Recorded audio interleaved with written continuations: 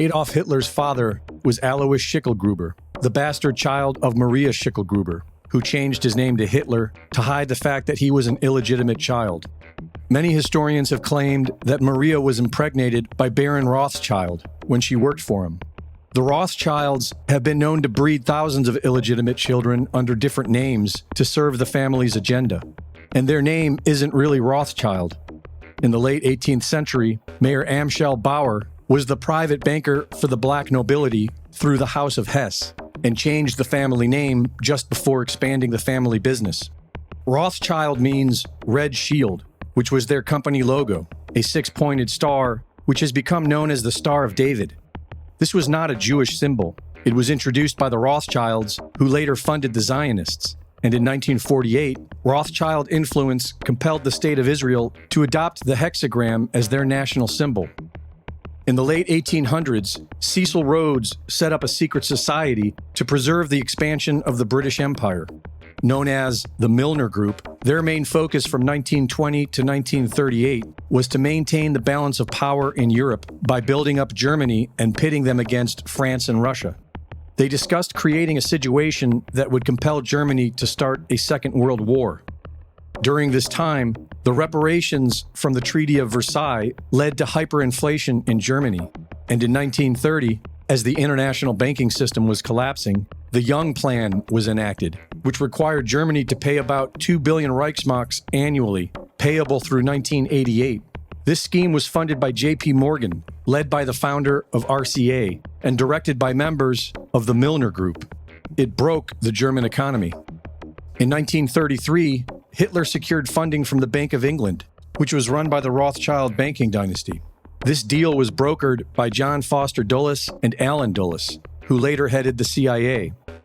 With initial funding from the Rothschild Bank of England, Germany invaded Poland and received additional funding from the Bush family's Brown Brothers Harriman.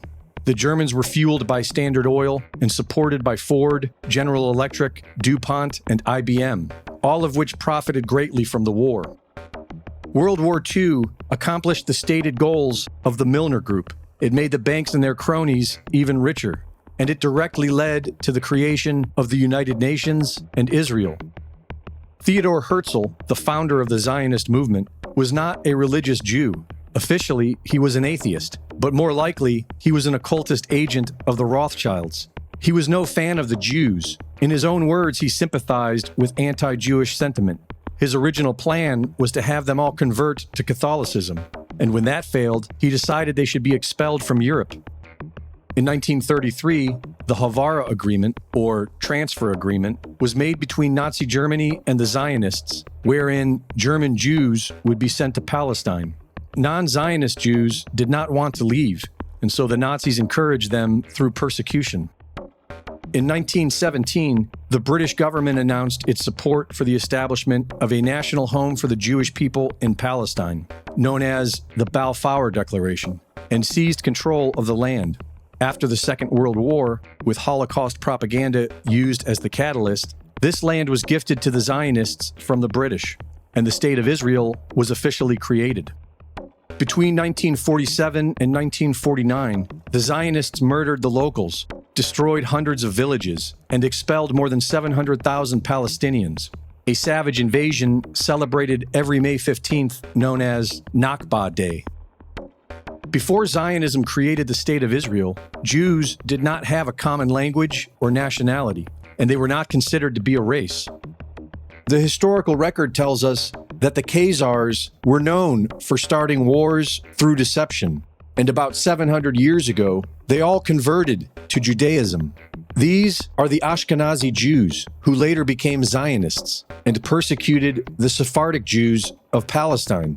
They do not follow the teachings of the Torah. They follow the Talmud, ancient teachings that can be described as anti-Christian or satanic. The motto of Israeli Mossad, "By way of deception, thou shalt do war," really sums up the nature of Zionism, which includes evangelical Christians and certain sects of Islam. With 80% of the world being religious, religion is the easiest way to ignite a war, which is what the central banks always want.